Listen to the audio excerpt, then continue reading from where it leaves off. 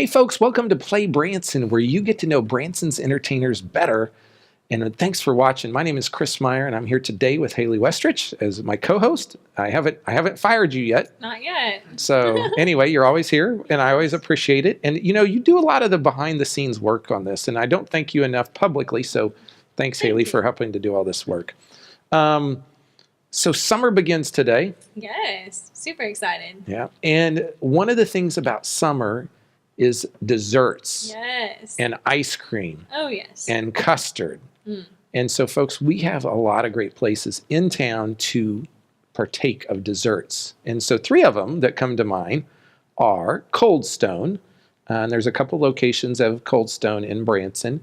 We have Andy's Frozen Custard, and then Baskin Robbins. Yeah. And there's probably others, but those are the 3 that we like to highlight. Great ones. And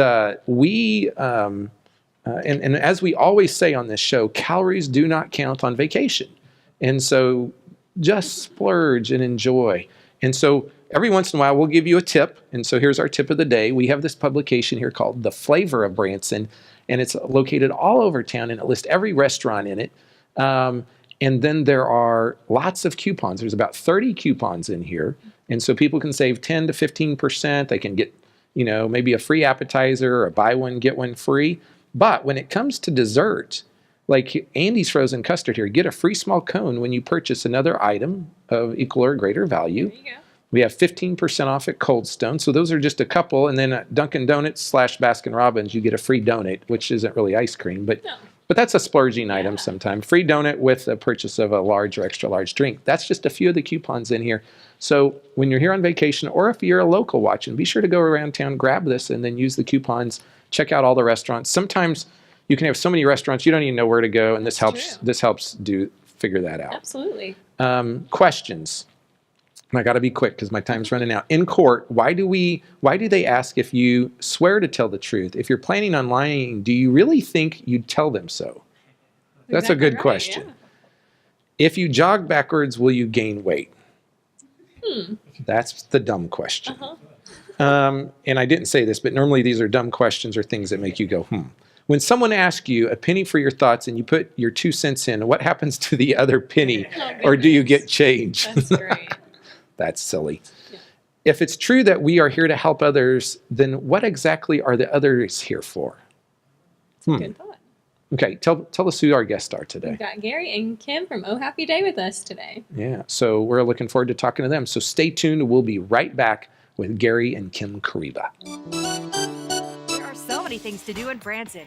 You need help planning and booking all your fun. You need iBranson.com. You can find everything Branson has to offer from your computer, tablet, or cell phone. You can even buy tickets online or talk to one of their friendly Branson travel specialists. There's no sales pitches, no delivery fees, no service fees, and no waiting. It's fast and easy. Find your fun at iBranson.com. Do it all online or call 877-ENTERTAIN. That's 877-368-3782. iBranson.com. Welcome back, folks, to Play Branson, where you get to know Branson's entertainers better. And I am here today with Gary and Kim Koreiba. And so it's so good to have both of you here. Yes. Thank you. We've been trying hard to get you here. It's taken over a year to get you here. Well, we're pretty exclusive, So I know. I had to stop outside your house. Lawnmower. He was sweating and he couldn't hardly say no. Right. He caught me at a bad moment. Yeah. No, we would enjoy doing this. Yeah. So you guys have a long entertainment history. Yeah. And so Yes, we do. why don't you guys both talk about your careers and Well, tell early, people? I mean, we all, like most gospel singers, grew up singing in church. I mean, literally from the time we were little bitty kids. And that, that just ignited a fire, and it's all I ever wanted to do. All I ever wanted to do. So I left home at 18, joined a gospel group out of Pittsburgh, Pennsylvania. From there, I moved to Nashville, got a job singing with a gospel music legend by the name of Russ Taff. I was on the Medals tour for 2 years, 3 years, and that's how I met her. We were rehearsing in Nashville. There's these very large rehearsal halls where people go to rehearse for a tour, and we were in one room, and her first album had not yet come out, and I'm in there, we're singing and practicing, it stopped, and the door swung open, and in walks Kim Boyce, whose first album was coming out, and I felt the need to go over and introduce myself, or somebody introduced us. Anyhow, And just lived in Nashville for 15 years. And then once we got married, she did 8 gospel albums, had 11 #1 gospel songs, and just I just don't remember wanting to do anything else. Yeah. Yeah. Now he's kind of went through that kind of fast. Yeah, that like, was Well, quick, you wasn't said that was we only kinda had fast. 9 minutes. yeah. But I want to come back to you, Gary, because you missed that you also performed with after Russ Taff. Yeah. Who was that? Gaither, right? Well, I met Mike English, who was with the vocal band at the time. We went to the same church together. So when he got the job singing for the vocal band, he moved to town, and I met him at church. We went to the same church, and then we played tennis and golf and just hung out. And he tried to get me in the vocal band a few times, and I ended up singing on a couple of their albums before they were even doing videos. That's a long time ago. And then, of course, Bill started doing these videos, and the rest was history. And we were in about and you were in on all this. we're in the about sessions we're in about a half a dozen of the videos Yeah. that we could get to. And once we moved to Branson, it became harder to be a part of those. But man, it's just, that was fun. You talk about fun, because nobody loves that more than Bill Gaither. I'm not kidding. He loves that more than anyone. He's so excited about those videos and those songs and everybody being there. It was fun. Yeah. And so Kim, he went through it really quick, but I heard the number 11. 11 #1 hit songs on Christian radio. Yes. And so talk a little bit about your background, because it also included pageants. Well, yeah, I grew up singing with my family as well, and I always wanted to be a singer, but I had a smart dad who told me you need to have a backup plan. So I went to school and was studying broadcasting in college, and at some point in my college career, I heard that it was time for our local Miss America preliminary, which was the Miss Winter Haven pageant down in Florida. And so I thought, I'm going to enter that because the winner gets scholarship money, and I was paying for my own college, so I thought that might really help me out. So I entered the pageant, and unfortunately for me, this girl that I had looked up to forever, who had been in pageants for a long, long time, entered that same year. Oh, no. And so I thought, oh man, this is too bad, because now she's going to win. And she did. But I was first runner-up, so I was encouraged by that, just because, I had looked up to this other girl for so long. And I really didn't think too much more about pageants. I just went back to college. I was working at my dad's radio station and got a call one day from another local pageant in Florida. And they said, we saw you in the Miss Winter Haven pageant and wondered if you would come enter our local because we think you have potential. And so, I thought, well, okay, I've already bought the dress. Why not? So went over, entered their local, and I won that one. And then about 8 months later, I went to the Miss Florida pageant, and it doesn't usually happen this way, but I won it my first time out. That's pretty awesome. It was. And the reason that I could do that is because I had sung all my life with my family. And at that point in the Miss America system, talent was still 50% of your score. So that really did kind of just help me in that area. And then also another big chunk was interview. And I had been on the radio, I had been on the road with my family, so I could talk to people. And so I did well because of that. And then just 3 months after that, I'm standing on the stage in Atlantic City at the Miss America pageant, which I had watched every single year of my whole life at that point. And I'm there at the Miss America pageant and made the top 10. So I got to sing on TV and tell people that I wanted to be a Christian singer and do Christian broadcasting. And that really did open a lot of doors for me. And then after that year, I moved to Nashville, got my record deal, met Gary. We actually went off separate ways just because he went off with Russ Taff. I went off doing my first album, but I opened a few concerts for this gospel music legend, Russ Taff, and then we would see each other occasionally. And then about, 3 years later, I needed a new singer in my band and naturally thought of Gary and called him, and he came out for what was supposed to be a weekend, and it's been about 28 years. Wow. Weekends. I just love these stories. And I really think I saw you in concert in Joplin, Missouri at a church. Yeah. I think I did. And I have I mean, you can go to my boxes in my house, which I still have. I have some of your tapes. Oh my goodness. So from back in the day. Tapes, Yeah. yes. I mean, that's how Not long. 8 tracks. Not 8 tracks, No, but tapes. I did not make it in the 8 track. Because you had a song that was like, I want to celebrate or something like that. I just want to celebrate. And that was a good song. I mean, it's Yeah. probably still a good song, but it It was a big song back then. It was a big song. Well, it was a cover. It had been done in the late 60s, early 70s by a group called Rare Earth. And so my producer at the time in Christian music, he just had this idea that every album I would do a cover of another song that had been out. And on my second album, it was I Just Want to Celebrate. And it was a great song. Oh, yeah. They did a video. It was a really fun video. And you know what really still makes those things special for me is I'll come in occasionally and see my sons, who are 20 and 24, either YouTubing that video, or my son who plays guitar was downstairs the other day playing along with one of my songs.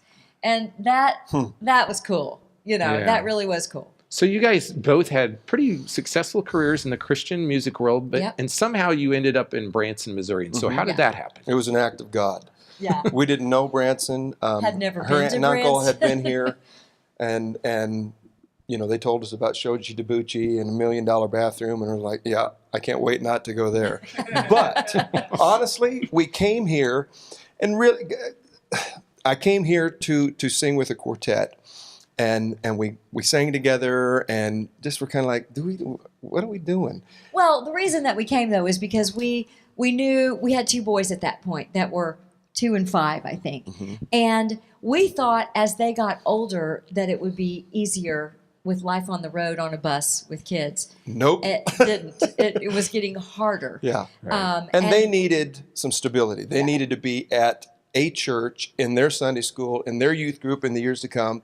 And so and then Branson came up. Yeah. So we came here, didn't really know, but honestly, leaving this place, we had a bunch of people praying. And all of those people that we trust said, God's opening up a door here. And we're like, really? Are you sure? But we left Branson, drove 30 minutes out of town, right at the gas station right across from James River. Okay, I pulled in, flicked the pump on, and put the handle in the gas tank, and I turned back, and the pump was scrolling, "Be still and know that I am God." Yeah. That's crazy. Yeah. Come to find out, the gentleman who owned it at the time was a Christian, and every morning would put a scripture on there. Well, Scrolling across digitally, "Be still and know that I am God." I knew then we were moving to Branson. wow. So I moved here first, lived here 4 months before they came. And I knew within a very short period of time, this is a unique, very cool place. Yeah. You know, didn't know anything about it before. So you got all these, preconceived ideas. But once I got here, I was like, this is awesome because it's a little bitty community.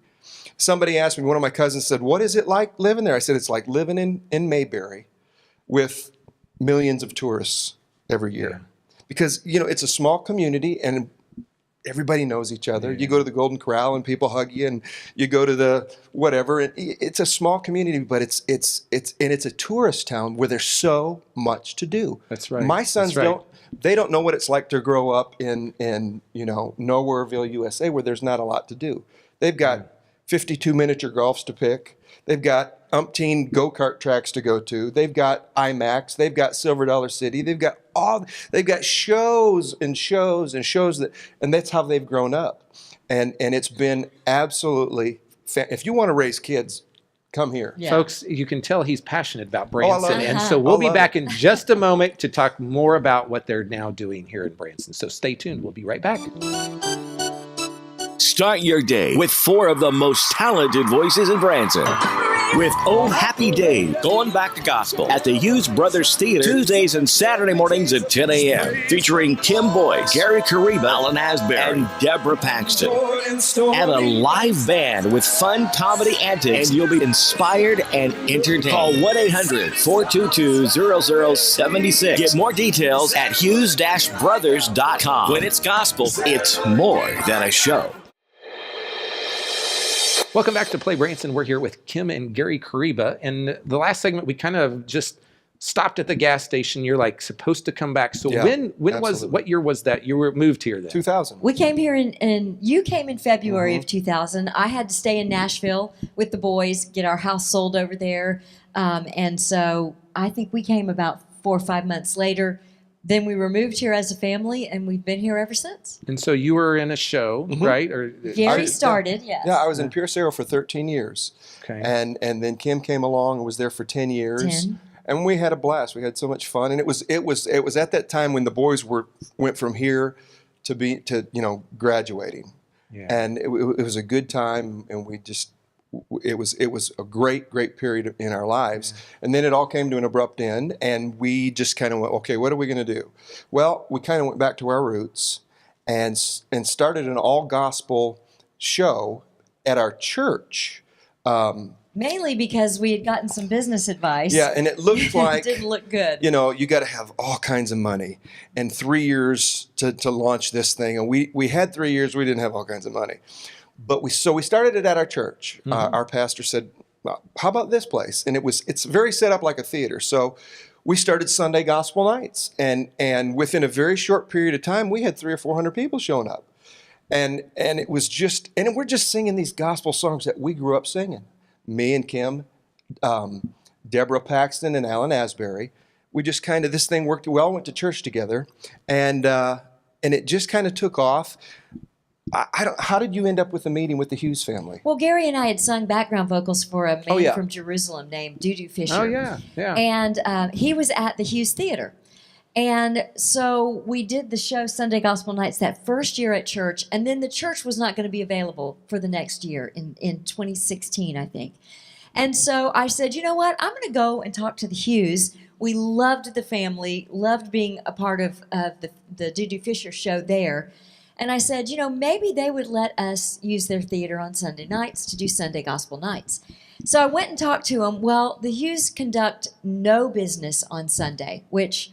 Thank God, somebody still does that. Chick-fil-A, Hobby Lobby, and the Hughes, And so in talking to them, they said, well, we can't really do that on a Sunday night, but would you consider bringing your show here as a morning show? We had never thought about a morning show. We had never done a morning show. Gary's not a morning person. But, I took the idea back and I told Gary, and then we talked to Deborah Paxton and Alan Asbury, who sing with us. And in looking at everybody's schedules, the only time that we can do a show together is in the morning. And so it worked. Yeah. It worked. And so you now call it Oh Happy Day. Oh, called happy Oh day. Happy Sunday Day. gospel nights as a morning show was a marketing nightmare. Yeah. So Yeah. we changed it. So it's Oh Happy Yeah. Day, and we've been at the Hughes Theater now. This is our third season. Wednesday, Thursday, Friday mornings. Wednesday, Thursday, Friday morning, and it just continues to grow. And we had a great group there today. It was a lot of fun, and it's just amazing because our prayer for the show was just that the presence of the Lord would be felt. And every single show, somebody comes up and says, I felt something here today. The Lord touched me. Haven't heard these songs in a long time, but it just brought back so many memories, and I was refreshed and restored. And that's why we do this. That's awesome. Yeah. I mean, that's got to be number one, enjoyable for you every day. Yes. And so tell people kind of what's the show like? Like, what are they going to expect? Because I'm guessing it's a little different Gospel than music. We're not reinventing anything. We're just singing all these classic gospel songs that we grew up with. Me focusing for 2 hours in the morning is a miracle in itself. But anyhow, so yeah, we sing all these great gospel songs that we all grew up singing. Rambo's songs, Gaither Andre songs. Crouch. Yeah. And then there's couple of hymns. comedy involved. Yeah. We're just having fun. We're having fun, and it's It's contagious. structured like a Branson show. Sure. But at the same time, for us anyway, it's more than a show because of the content of the songs. I can't imagine going back and singing what I call regular songs now after having the privilege of doing this show with all of these songs that we love and grew up singing. Now, the other thing, and correct me if I'm wrong, but you guys also do ministry at a church. Yeah. And so you're doing that in Mountain Home, Arkansas. Mountain Home. And so yes. you're driving, what is that, 2 hour and 45, and that's the house. yet again another God thing where a pastor friend of ours, out of the blue, said, well, our worship director left after 30 years. Would you guys think you could come and fill in for 4 months? And we said, yeah, we can do that. Well, it's been a year, and we're still heading to Mountain Home, and it's great. Yeah. So, folks, what I have to also tell you is Gary and Kim are my neighbors, Yes. not right next door, but probably about a mile down the road. And Just far enough. Yeah, and so what happens is when I have an armadillo or some right. animal in my yard, That's right. I call Gary, That's and right. Gary comes out and shoots it. Well, because armadillos And- tear up your landscaping. So a couple years ago, when I realized all the damage they were doing to mine, I declared an armadillo jihad. And he's not joking. I killed 27 of those things last year. Yeah. And if you have a problem with that, I'll catch them for you and send them to your house because they make a mess. Yes, they do. Anyhow, You know, when we were building our house in the neighborhood, we lived in your basement. We lived in your basement with the Yes. previous owners. Yes. Our dear friends, the Lees. You bought your house from them. We lived in that basement while Yes. we were building our house. So we have a sentimental attachment to your Yeah. house. So I appreciate good neighbors that will come kill animals for you. Now I had to give him a little hard time last year because I think he killed one and then it climbed under my culvert and it smelt really bad. Oh, and so yeah, I had they to do give him that. a hard time That's about not my that. problem. After they're gone, that's your responsibility. Yeah. So, talk like, does the show run all year? And Yeah. We're going Okay. till December, what, 20th? 22nd or something this year. Okay. November 1st, we switched to Christmas. Okay. But all through the regular part of the season, it's the gospel show. And then even at Christmas, we still do the first half is all Yeah. gospel because when we talk about changing anything, people go, well, you can't take out this song or don't take out that. Right. So we ended up doing the first half as the gospel show and then changing to Christmas in the second half. So do you guys have a website that they can go look Yes. at your information on? OHappyDayGospel.com, Okay. or you can go to the Hughes Brothers website as well. Okay. OHappyDayGospel.com, or just Google Kim and Gary Koreiba, and I'm Yes, sure stuff will it'll pull all up come as up. well.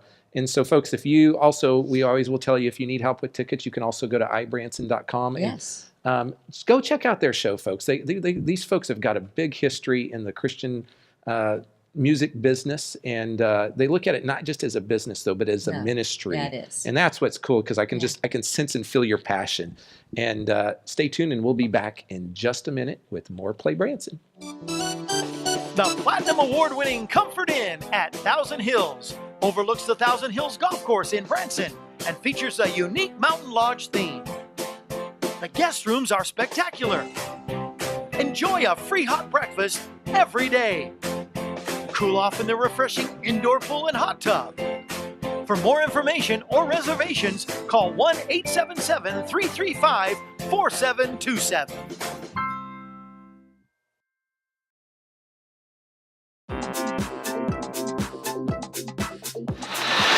Hey folks, we are on location again today, and we are at the Memory Barn, which is kind of part of the world's largest toy museum. There are two buildings back to back, but right behind me here, you'll notice we've got the Roaring Valley Modular Railroad, and so you can actually see the trains. You maybe can even hear them going by me, and so they actually have a train club down here, and so a lot of times you'll find volunteers and people that are just kind of hanging out, building these big train sets, but you can come in, they welcome you to come in and check it out.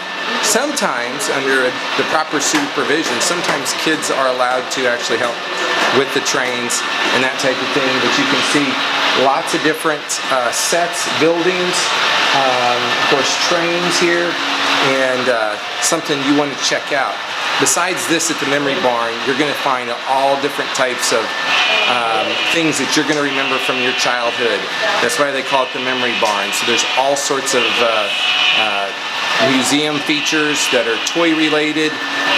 They also have a Paul Harvey Jr. display up there as well. And then they have gift shops on both levels. So if you're looking for like Matchbox cars or those type of things, you're going to find a ton of them in their gift shop out here. So this is out on West Highway 76. Look for the world's largest toy museum or the Memory Barn, and one ticket gets you into both of them. And if you love trains, be sure to come check out this train display. Choo choo, here we go.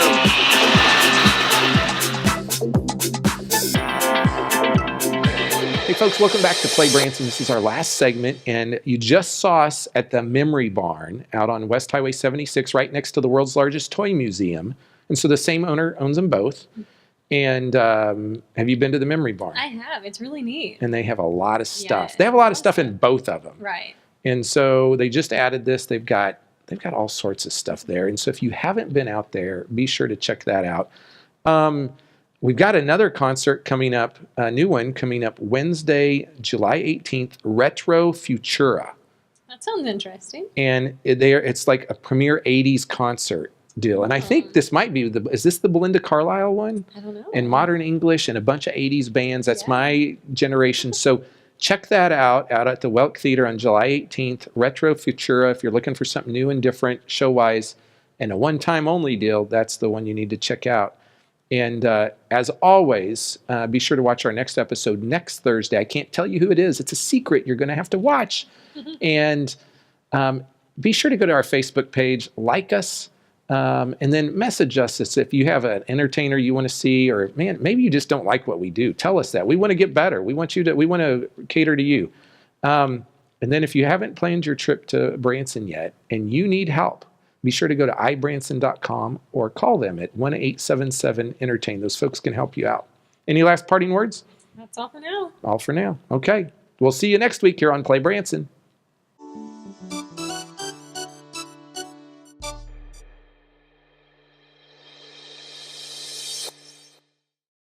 Try something different this vacation. Bring the whole family to Branson Segway. Segways are the most fun on two wheels since the bicycle. It's safe and fun. Ride at your own pace on our specially designed track. You can do it. I don't know if I can do this, guys. I don't know.